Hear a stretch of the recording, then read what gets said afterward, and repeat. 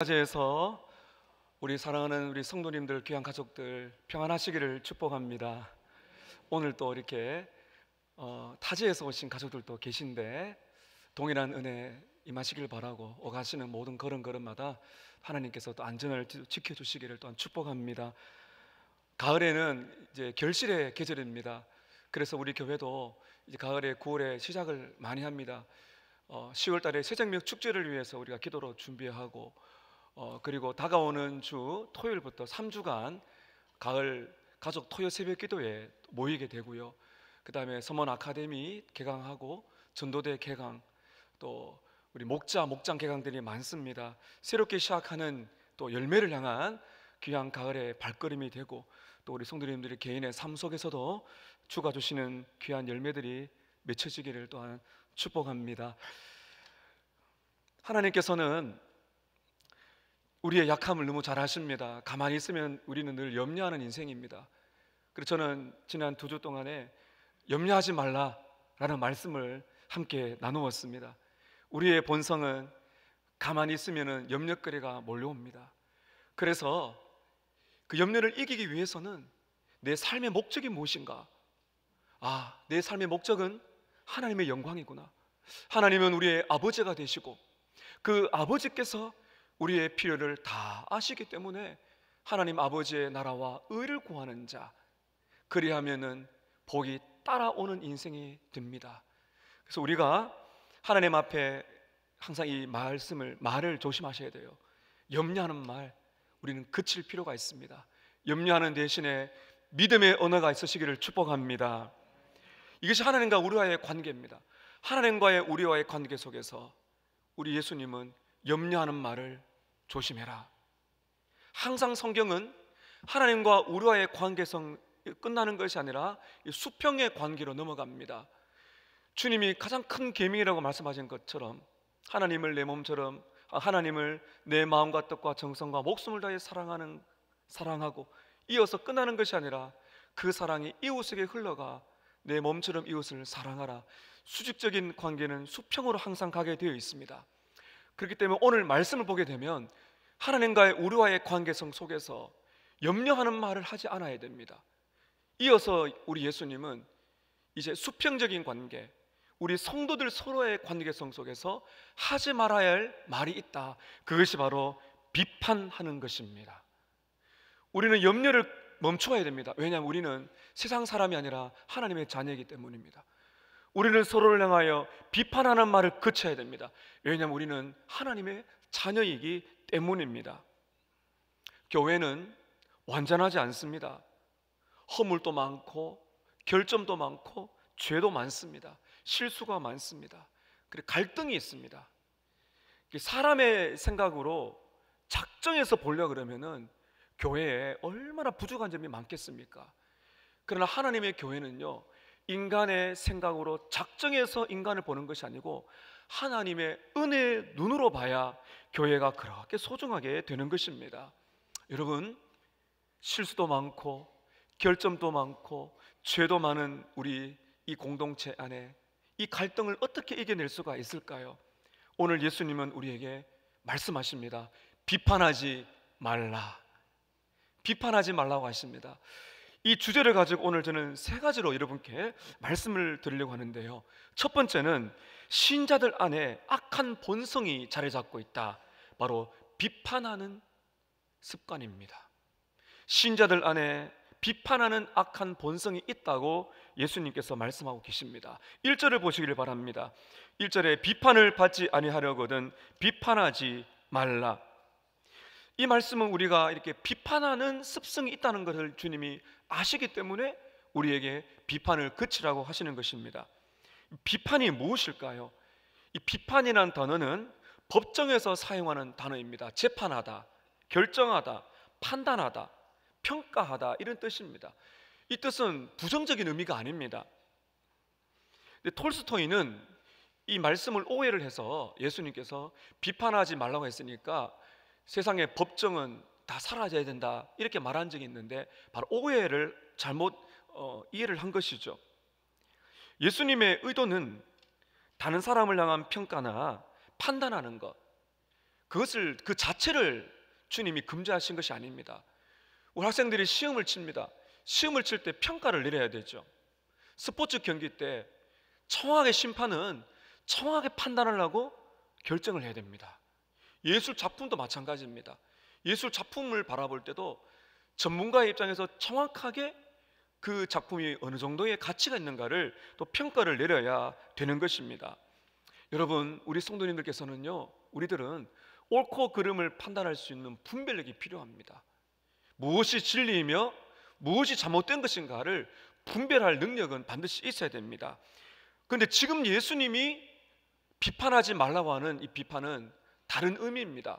우리가 말씀을 읽어보게 되면 지금 예수님께서 금지하고 계시는 이 비판은 세 가지로 볼 수가 있는데요, 첫 번째가 무엇인가 하면은 예수님이 금지하신 비판은 이것입니다.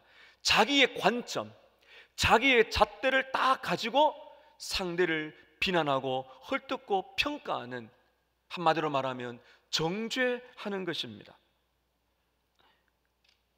이것은 교만한 마음이라 할 수 있어요. 그랜트 오스본이라는 학자는 이렇게 말을 합니다. 이것은 거만한 태도로 상대방을 위에서 내려보는 것이다. 교만한 마음을 갖게 되면은 사람이 차가워집니다. 사랑이 없는 그러한 정죄하는 태도, 말, 이것을 바로 예수님이 금지하시는 정죄의 비판입니다. 두 번째 예수님이 금지하시는 비판은요, 의도가 잘못된 것입니다. 의도가 상대방을 이해하고 회복시키는 것이 아니라 상대방을 아프게 하고 파괴하는 악한 비판, 다시 말하면 악한 비판 정신입니다. 여러분, 우리가 건전한 비판도 있죠. 그러니까 예수님이 지금 말씀하시는 금지하는 비판은요, 악하게 비판하는 악한 비판 정신이에요. 우리가 보면 알죠. 어떤 말을 하면은 정말 저 사람을 살리고 도와주려고 내가 무엇인가를 말하려고 했는가, 아니면은 그저 상대방을 아프게 하려고, 그 사람을 다치게 하려고 비난하는가를 우리는 충분히 알 수가 있습니다. 여러분, 이렇게 악한 비판 정신이 우리 안에 있다 보면 어떤 일이 일어나는가 하면은 우리 안에 갈등이 있잖아요. 갈등이 있을 때 그 사실을 보려고 하지 않아요. 추측을 잘합니다. 그래서 추측을 한 다음에 감정으로 접근할 때가 굉장히 많다는 것입니다. 이걸 무엇이라 그런가 하면 비판을 위한 비판입니다. 참 죄송한 이야기지만은 우리가 누군가를 비판할 때 정말 제대로 보려고 하기보다는 사람이 싫어서, 여러분 그럴 때 있지 않습니까? 그 사람이 싫어서 그냥 비판하는 악한 비판 정신이 우리에게 있습니다. 이럴 때는요, 우리의 이 지성보다는 감정이 이렇게 먼저 솟아오르죠.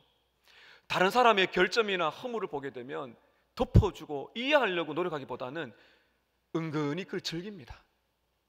그 사람의 결점이 보이는 거 딱 잡는 것이죠.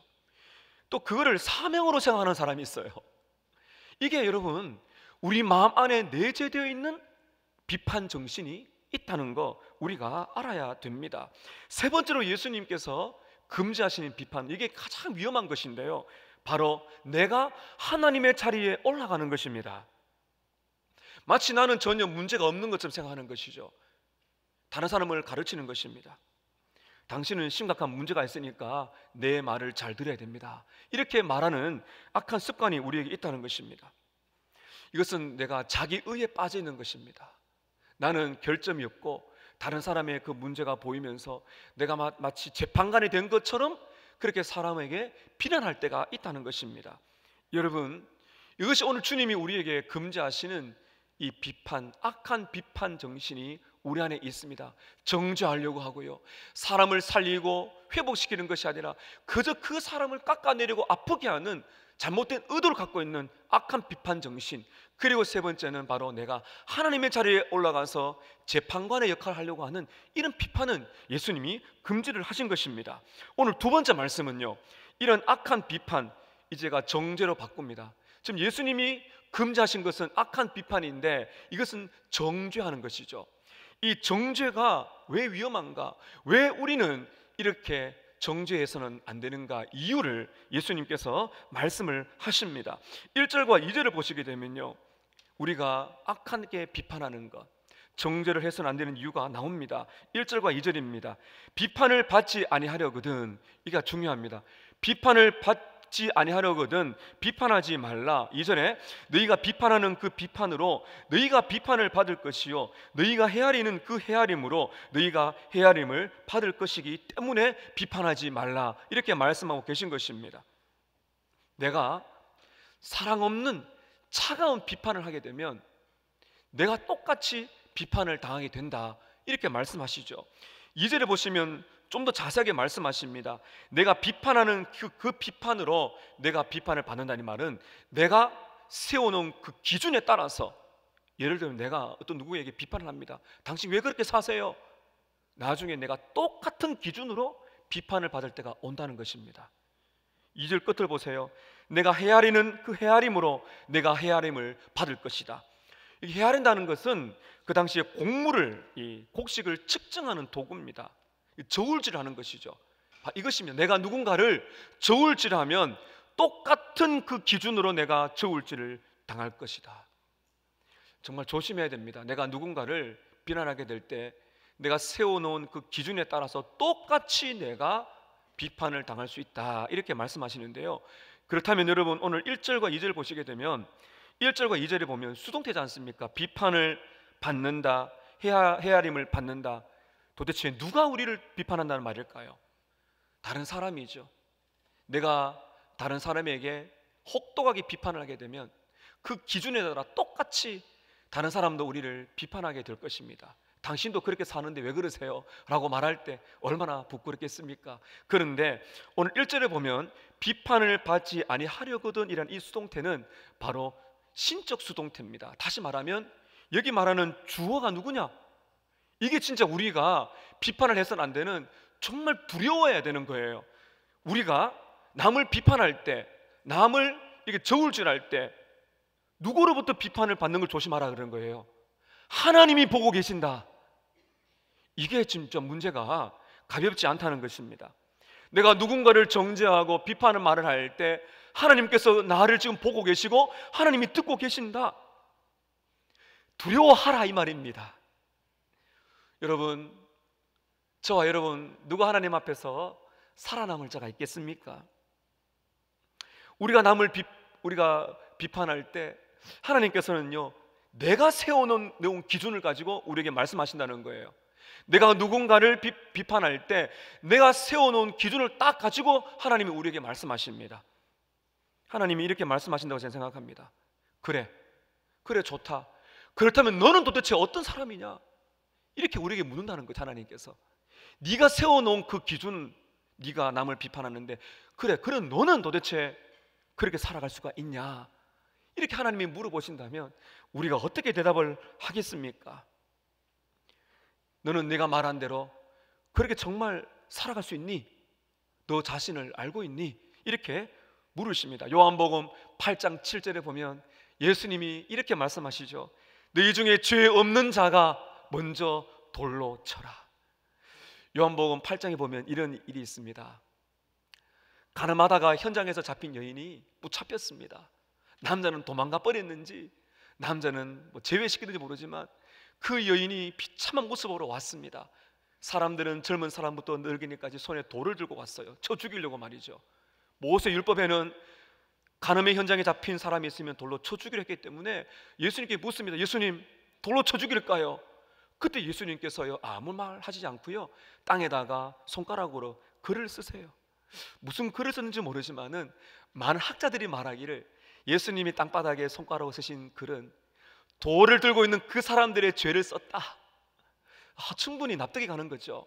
예수님이 손가락으로 땅에 무슨 글을 쓰신 다음에 일어서서 손에 돌을 들고 있는 사람에게 말씀하십니다. 그래, 가늠하다 잡힌 현장에 있는 여자를 돌로 치려 하는구나. 좋아. 그런데 너희들 중에서 죄 없는 사람이 먼저 돌로 그 여인을 쳐라.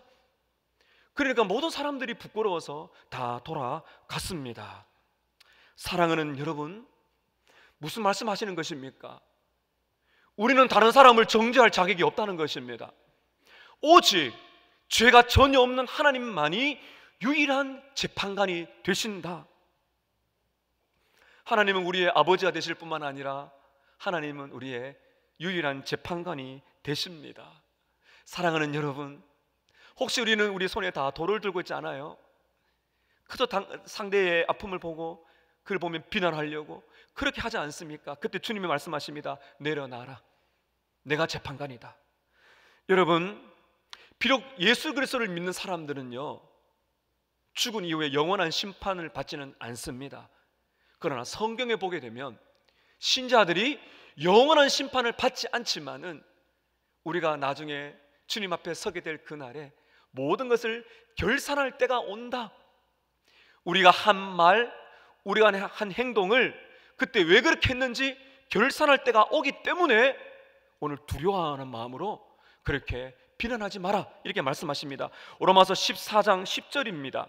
내가 어찌하여 내 형제를 비판하느냐, 어찌하여 내 형제를 업신여기느냐, 우리가 다 하나님의 심판대 앞에 서리라. 하나님이 보고 계십니다. 하나님이 나중에 결산하실 거예요. 그러므로 사랑하는 여러분, 우리는 재판관의 입장에 서서 해서는 안 됩니다. 내가 보기에 아무리 내가 바르게 판단했다 할지라도 여러분, 우리는 실수할 수가 있습니다. 우리는 다른 사람의 어떤 잘못을 했을 때 그 사람의 의도와 마음을 우리는 충분히 다 알 수가 없습니다. 사람의 마음을 아시는 분은 사람의 마음을 헤아리시고 그 사람의 마음을 저울 줄 아시고 100% 아시는 분은 하나님밖에 없는 줄로 믿습니다. 그러므로 여러분, 우리는 함부로 비난하거나 정죄해서는 안 됩니다.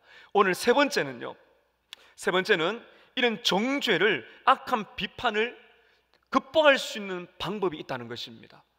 이렇게 우리는 쉽게 정죄하고 악하게 비판하는 습성이 있는데 이것을 극복할 수 있는 두 가지 방법을 예수님께서 3절부터 5절까지 두 가지로 말씀을 하십니다.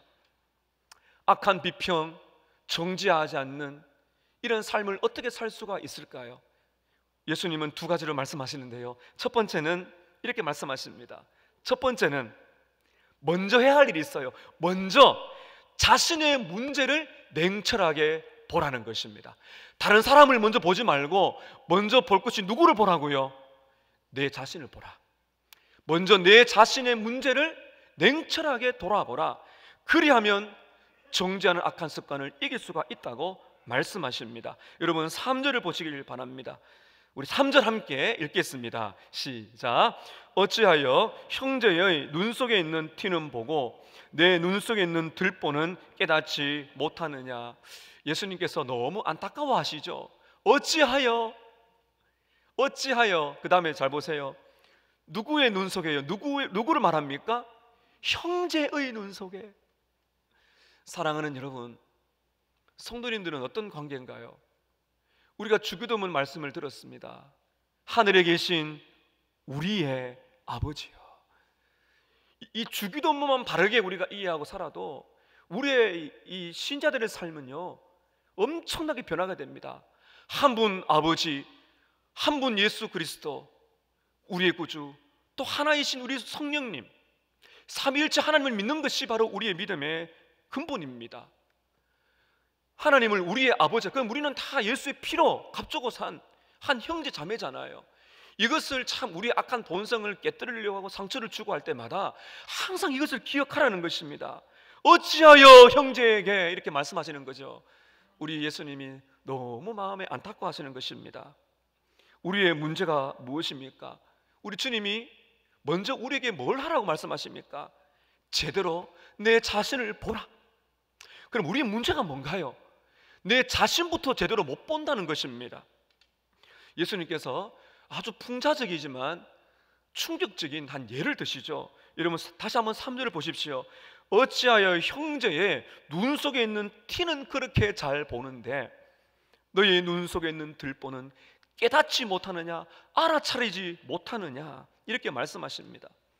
너무나 쉬운 것이지만은 우리에게는 충격적인 예입니다. 여러분, 이 들보가 있지 않습니까? 들보는 그 집을 지을 때 기둥으로 쓰는 통나무예요. 통나무 기둥. 쉽게 보이는 거죠. 이 통나무 기둥 같은 들보가 내 눈에 있다, 이렇게 주님이 전제하시고요. 그 다음에 무엇입니까? 남의 눈에는 무엇이 있다고요? 티끌이 있다. 그 티끌이란 건 작은 나무 조각이에요. 작은 나무 조각이 있다는 겁니다. 주님이 지금 무슨 말씀 하시려고 하는 거예요? 우리의 마음 상태를 보라는 것입니다. 우리가 은혜가 떨어지고 이 은혜가 식어지고 우리 마음이 교만해지게 되면 어떤 현상이 있는가 하면요, 내 자신의 결점을 잘 못 봅니다. 내 자신의 죄는 잘 잊어버립니다. 마음이 교만하면 어떻게 됩니까? 내 자신의 문제는 축소시키는데요, 다른 사람의 문제, 결점, 허물은 얼마나 잘 보이는지 몰라요. 그래서 여러분, 내가 교만하다 싶을 때는 한번 점검해 보세요. 반대로 여러분, 겸손해지면, 은혜가 임하여 내 마음이 부드러워지고 겸손해지면 어떻게 됩니까? 내 자신의 결점이 더 잘 보여요. 내 자신의 허물이 더 크게 보입니다. 그 대신에 다른 사람의 허물과 죄는요, 작게 보이고, 그리고 용서하고 덮어줄 수 있는 마음이 생기게 되는 것입니다. 우리의 문제가 무엇인가 하면 이중잣대예요. 이중으로 잣대를 짓는다는 것이죠. 내 자신에게 기준의 잣대를 딱 잴 때는 너무너무 관대합니다. 이 정도야 뭐요, 이 정도야 뭐 괜찮지, 이렇게 너무너무 내 자신에게는 합리화시키고 관대하지만 다른 사람에게는 그 잣대가 너무 가혹해요. 너무너무 부풀리는 경향이 있습니다. 여러분, 우리 부모님들 참 우리가 참 조심해야 되는데요, 우리가 내 자신의 문제가 있을 때 자꾸 가리려고 하고 자녀들에게 너무 가혹하게 할 때 그 자녀들은 은혜를 모릅니다. 이 두려움만 낳게 되죠. 다 보게 되는데요, 부모도 자녀에게, 자녀도 부모에게, 목사의 허물도 성도에게 서로가 다 보이는데 자기는 아닌 것처럼 그렇게 하는 거 다 알아요. 그거를 인정하지 못하고 자꾸 다른 사람에게는 너무 냉혹하고 자신의 것은 슬쩍 지나가 버리게 되면 이것은 여러분 큰 문제가 되는 것입니다. 이 이중잣대를 세상 말로 내로남불이라 그러지 않습니까? 내가 하면 로맨스고 다른 사람이 하면 불륜입니다. 이것이 신자들 안에서도 심각하게 이중잣대를 가지고 나에게는 관대하게, 다른 사람은 가혹하게 그렇게 비판할 때가 얼마나 많은지 몰라요. 여러분, 4절을 보시게 되면 예수님의 안타까움이 더 심각해집니다. 4절 보세요. 보라, 주의를 환기시키는 거죠. 한번 봐봐라. 뭐라 말씀하세요? 너의 눈 속에 들보가 있는데 어찌하여 형제에게 말하기를 나로 내 눈 속에 있는 티를 빼게 하라 하겠느냐. 보는 것도 문제지만은 말하는 것도 문제입니다. 가만히 있지 못하지, 이런 사람들은. 가서 내가 당신 문제를 좀 해결해 줄게요, 이런 문제 당신에게 있어요 라고, 내가 당신에 있는 티를 빼게 하라, 이렇게 행동을 옮기는 것까지 말하고 있습니다. 사랑하는 여러분, 내 자신 안에 있는 문제를 제대로 보지 못한다면 우리는 아무것도 할 수가 없습니다. D.A. 칼슨이라는 학자는요, 이렇게 우리 안에 있는 우리의 자아 중심성, 내 안에 있는 문제를 제대로 보지 못하고 다른 사람에 있는 티를 자꾸 보려고 하는 이 약한 습성을 D.A. 칼슨은 이렇게 심각한 상황을 말합니다. 이런 사람은 다른 사람의 눈에서 발견한 티가 오해라고 밝혀지거나 자신의 눈에 커다란 들보가 조심스럽게 지적받는다면, 이런 말이죠. 내가 누군가를 티를 지적했는데 그것이 오해라고 밝혀졌어요. 그리고 내 안에 있는 들보가 문제가 있다는 것이 지적을 받았어요. 그때 이렇게 말한답니다. 상대방의 눈에서 또 다른 티를 발견할까지 사사치 뒤지고 쫓아가는 사람이 있다. 이런 비판하는 사람은 항상 비판을 다른 거리를 찾는다. 그는 계속해서 비난하고 정죄하지 않는 한 자신이 온전하다고 느낄 수가 없다. 누군가 나에게 들보를 깨닫게 하면 받아야 되는데 그거를 받아들이지 않고 상대방에 있는 티를 계속해서 보려고 하고 흠집을 내려고 하는, 바로 그것이 우리 안에 있습니다. 사랑하는 성도 여러분, 우리는 영적으로 수술을 받을 필요가 있습니다. 오늘 예배 시간이 영적인 수술대가 되시기를 축복합니다. 오늘 다 우리 안과에 있어요. 무슨 말입니까? 우리의 눈을 수술 받아야 돼요. 겸손한 은혜를 받아야 됩니다. 오늘 주님 말씀하시잖아요. 너의 눈 안에 들보가 있는 걸 봐야 된다. 겸손한 은혜는 어떻게 역사합니까? 내 자신이 얼마나 부족한지, 내가 얼마나 결점이 많은 사람인지, 내가 얼마나 허물이 많은 사람인지 좀 더 내 자신을 엄격하게 볼 수 있는 눈, 바로 그것이 은혜입니다. 여러분, 우리가 살아가다가요, 거짓말을 자꾸 하는 분이 보이십니까? 그럴 때 쉽게 비난하려고 할 때 멈추세요. 그리고 자신을 돌아보세요. 나는 언제나 진실한가? 어떤 성도가 간음의 죄를 지었던 걸 보셨습니까?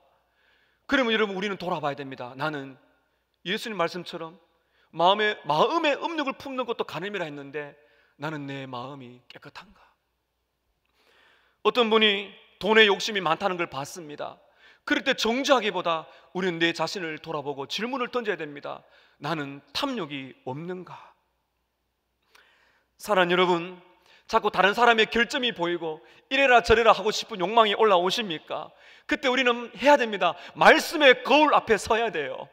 그때 우리는 우리 자신의 모습을 볼 수가 있습니다. 다른 사람의 결점이 튀어와 갔다면 우리 눈 안에 있는 들보는 무엇일까요? 바로 비평하는 정신입니다. 내가 누군가를 자꾸 비평하고 정죄하려는 그 정죄하는 정신이 바로 들보와 같다고 우리는 알 수가 있습니다. 구약의 훌륭한 임금 다윗이 바세바를 범했습니다. 성적인 그 간음죄를 지었죠. 충신인 우리아의 아내를 범하고 우리아를 죽여버렸습니다. 간음죄와 살인죄를 지었습니다. 그리고 수개를 지나갔습니다. 하나님께서 다윗에게 이 들보를 깨닫게 위해서 선지자 나단을 보냈습니다. 그리고 나단은 오늘 여기와 같은 이런 풍자적인 예를 들어서 다윗의 죄를 깨닫게 하십니다. 다윗에게 이렇게 말하죠. 왕이시여, 부자와 가난한 사람이 있는데 부자는 양도 너무 많고 가난한 사람은 암양 새끼 하나는 가족처럼 여기면서 그렇게 살고 있습니다. 하루는 부자에게 손님이 찾아왔는데 부자는 자기 집에 있는 그 많은 양들 중에 한 마리를 잡지 아니하고 가난한 사람의 집에 있는 암양 한 마리, 가족처럼 딸처럼 여기는 그 암양을 잡아서 손님을 대접했습니다. 어떻게 할까요? 다윗이 분노합니다. 당장에 그 사람을 죽여야 되지. 그때 나단이 뭐라 그래요? 왕이시여, 바로 당신이 그 사람입니다. 당신이 남의 아내를 빼앗아서 그렇게 죄를 지은 바로 그 부자와 같습니다. 다윗이 무엇을 못 봤습니까? 자기 안에 있는 들보를 모르는 채 다른 사람에 있는 티를 보면서 그 사람을 죽이라고 말했더니 결국에는 자기의 잣대에 자기가 넘어가게 된 것이죠. 자기가 간음죄를 짓고 살인죄를 지었다는 것을 깨달은 것입니다. 사랑하는 성도 여러분, 오늘 저와 여러분 하나님 은혜를 주셔서 내 안에 있는 들보가 깨달아지기를 축복합니다.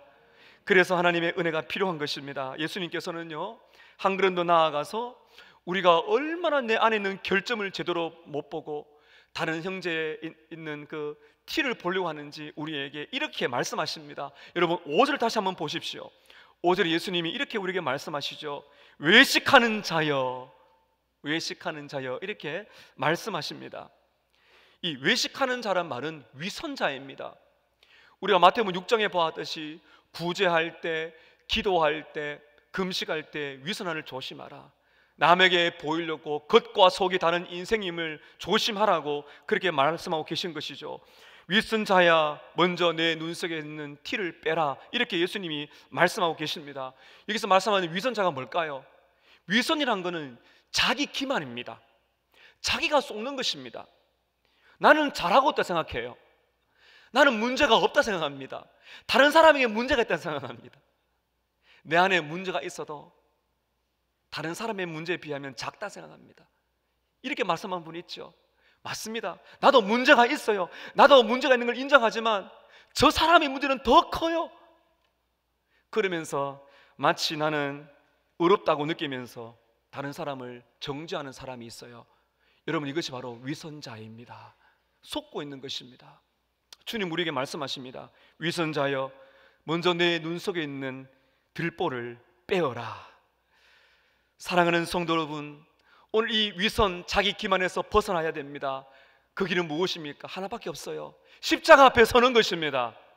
십자가 앞에 서서 내 자신의 문제를 보여달라고 기도를 해야 됩니다. 특별히 가정에서, 교회에서 다른 사람의 허물이 보이기 시작하고 다른 사람의 문제가 보이기 시작할 때, 그때 여러분 우리는 기도해야 됩니다. 하나님 앞에, 하나님, 저의 허물을 깨닫게 해주십시오. 저는 너무나 허물투성이며 결점투성입니다. 남을 탓하거나 정죄하려고 하는 어리석은 인생입니다. 십자가 앞에 나의 이 결점과 허물을 다 못 박아 주시옵소서. 여러분 이렇게 기도하시기를 바랍니다. 그때 여러분 하나님이 큰 은혜를 주세요. 어떤 은혜인가 하면요, 우리를 수술하십니다. 맞다, 너 문제 커. 너 안에 있는 문제 간단하게 생각하지 마. 십자가 외에는 길이 없어. 정말 너 안에 들보가 있는 거 맞아. 그 다음에 하나님이 이제 상처 수술하신 다음에 꼬매어 주세요. 십자가에 긍휼이 임합니다. 나 같은 죄인이 어떻게 다른 사람을 정죄했던가. 내가 이렇게 허물도 많고 죄도 많고 결점도 많은데 우리 하나님 아버지께서 너무나 인내하시며 나를 받아주고 계시는구나. 하나님의 긍휼이 너무너무 크다는 사실 때문에 내가 치료가 됩니다. 내 들보가 보이기 시작하면서 해결이 돼요. 사랑하는 성도 여러분, 오늘 주님이 말씀하십니다. 악한 비난을 이겨내기 위해서는 먼저 내 자신에 있는 문제가 얼마나 큰지를 냉철하게 십자가 앞에서 보라, 이렇게 말씀하세요. 또 하나가 있습니다.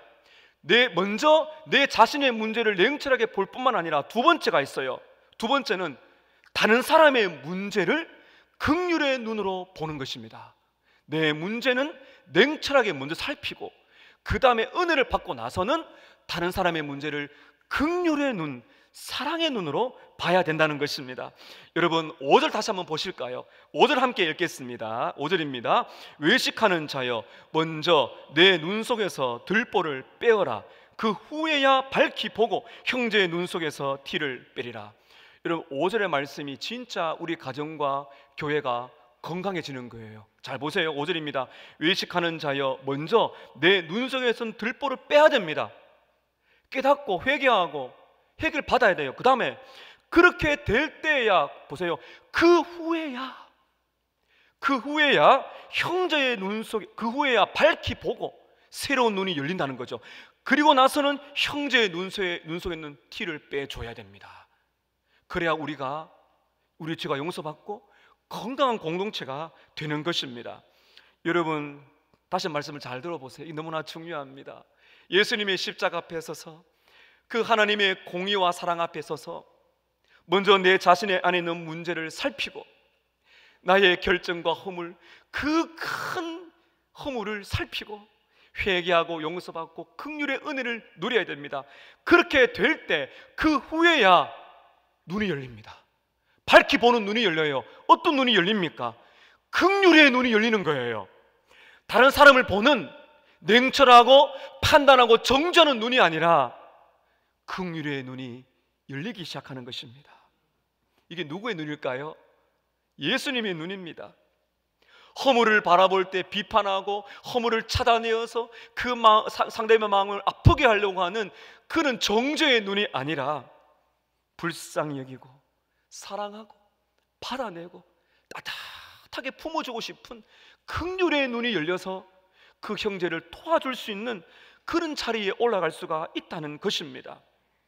여러분 우리가 누군가에게 그런 결점 있는 거, 허물 있는 거 말해줘야 됩니다. 어떻게 해요? 긍휼의 마음으로, 용서의 마음으로, 사랑의 마음으로. 우리 부모님들 자녀들 키우실 때 그냥 넘어가시면 안 되는 게 많죠. 분명히 잘못한 것은요, 얘야 그건 잘못된 거야, 그는 하나님 보실 때 죄라고 말씀해야 됩니다. 근데 그때 사랑으로 하는지 정죄로 하는지 알아요. 우리 성도들도 마찬가지입니다. 우리 성도들 안에서 이렇게 서로에 대해 잘못을 말해주게 될 때 사랑으로 하는지 정죄로 하는지, 정말 저 사람이 나를 이해하고 있는지, 나를 품고 있는지, 아니면 나를 비판하고 있는지 그 마음을 알아요. 저는 잊지 못할 기억이 있는데요, 대학 시절 때 있었던 일입니다. 한 친구가 너무 힘이 들어서 이제 친구들에게 기도를 부탁했습니다. 대학부실인데요, 거기에서 친구들이 모여서 함께 기도했습니다. 제가 들어도 답이 없습니다. 선후배들 동기들이 모여서 꼭 잡고 기도하기 시작했어요. 친구의 손에 얹고 기도를 하는데 기도를 다 끝마칠 쯤 됐는지 모르겠어요. 그 고통스럽게 기도를 받고 있던 친구가 저의 손을 꼭 붙들어서 한 이야기가 있습니다. 잊을 수가 없어요. 이렇게 저에게 말했습니다. 성현아, 내가 너의 마음이 느껴진다. 네가 나를 위해 계속 기도해 주겠니? 너의 따뜻한 마음이 느껴진다. 그때 그 장면, 그때 그 친구의 얼굴, 그때 들었던 말이 생생히 드러나요. 너의 그 따뜻한 마음이 느껴져. 제가 돌아보니까 제가 그 친구의 문제를 해결하려고 했던 게 아니었어요. 아무리 기도해도 안 되는 문제였어요. 우리는 알고 있었어요. 그는 제가 뭘 했는가 하면은 제 힘으로 뭘 하려고 막 기도해 주는 게 아니었어요. 제가 뭐 기도해 주면 되는 게 아니었거든요. 제가 했던 한 가지는요, 그 친구의 마음을 같이 누린 겁니다. 주님, 저는 못하는데요, 이 친구가 너무너무 힘들어하는데요, 하나님 제발 좀 도와주세요. 그 기도를 드렸거든요. 근데 그 기도를 친구가 들은 겁니다. 너희의 그 마음이 느껴져. 사랑하는 성도 여러분, 긍휼의 눈, 사랑의 눈이 우리 안에 사랑의 마음이 넘칠 때야 비로소 우리는 밝히 볼 수가 있습니다. 그 눈을 가지고 있을 때 우리는 준비가 된 것입니다. 어떤 준비입니까? 나도 치료를 받을 뿐만 아니라 다른 형제들에 있는 아픔도 문제도 허물도 함께 도와줄 수 있는 준비가 된 줄로 믿습니다. 여러분, 교회에서는 극단을 조심해야 됩니다. 은혜로 합시다 그래요. 목사님 넘어갑시다. 은혜로 하는 것도 여러분 구별을 잘해야 됩니다. 분명한 죄가 드러났는데 은혜가 좋죠. 은혜로 합시다 덮어가면 안 되는 게 있어요. 또 극단이 있습니다. 해결하려는 마음의 자세가 너무 정의에 붙어가지고 분노합니다. 정죄합니다. 그 따뜻함이 없어요.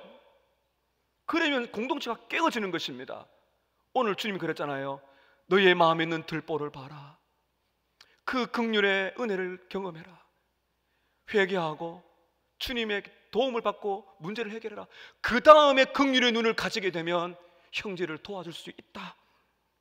사랑과 온유와 따뜻한 마음이 있을 때 우리는 다른 형제의 손을 잡아줄 수가 있는 것입니다. 그 형제의 허물과 아픔을 이야기해 줘도 그 형제가 알아요. 그 자녀가 알아요.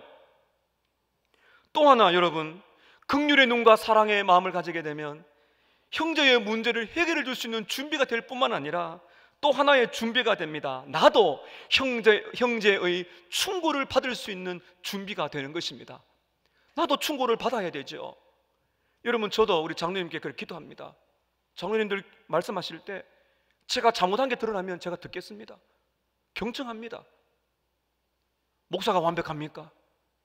우리는 여러분 다 부족하잖아요. 경청해야 되죠.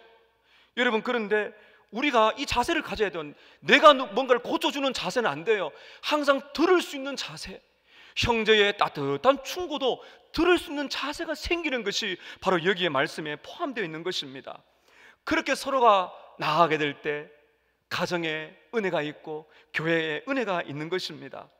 그린토 오스본이라는 학자는 그의 주석에서 이렇게 말을 합니다. 오스본의 말입니다. 오늘 저는 당신을 사랑하기 때문에 당신을 돕기를 원합니다. 허물을 말해주고 고침받기를 원한다는 말이죠. 이어 말합니다. 오늘 저는 당신을 사랑하기 때문에 당신을 돕기 원합니다. 그러나 내일이 되면 당신이 저를 고쳐줄 필요가 있을 것입니다.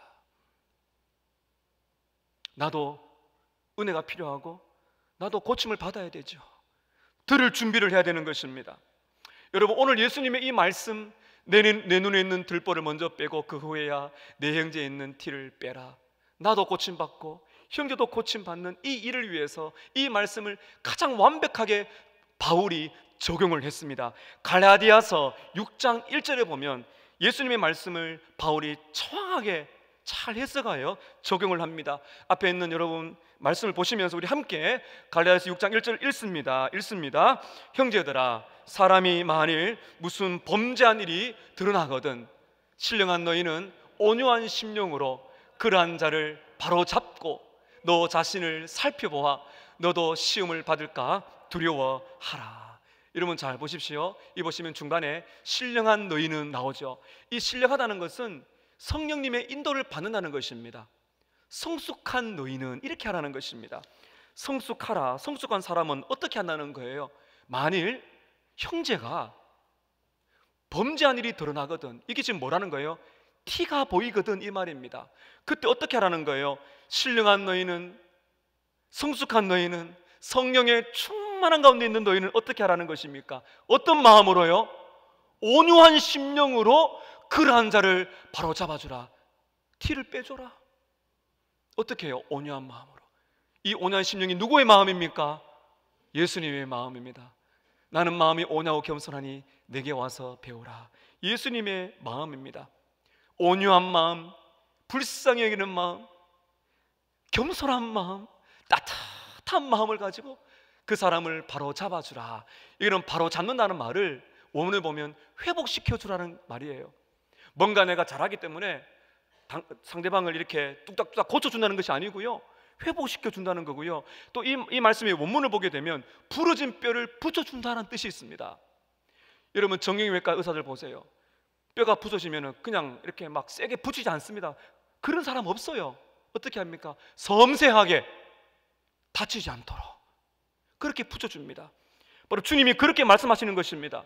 상대가 인격으로 다치지 않도록, 상대방이 인격으로 다치지 않도록 섬세하게, 그의 심령이 다치지 않도록 온유한 마음으로 상대방을 아픔을 헤아려주고, 상대방의 허물이 있다면 섬세한 마음으로, 온유한 마음으로 그렇게 도와주라고 말씀하고 계신 것입니다. 여러분, 그리고 이어지는 말씀 잘 보세요.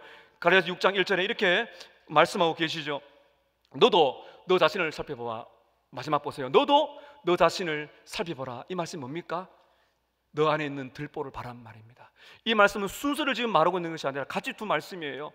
너도 너 자신을 살펴봐라. 들보를 빼어서 너도 그 유혹에 빠지고 있지 않는지를 겸손하게 돌아보라. 이 말씀입니다.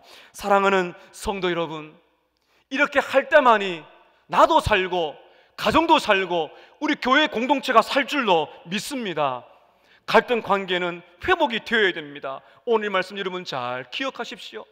차가운 마음으로 비난하려고 하는 정죄의 이런 정죄의 영이 떠나가고 치료되기를 축복합니다. 우리는 재판관이 아니에요.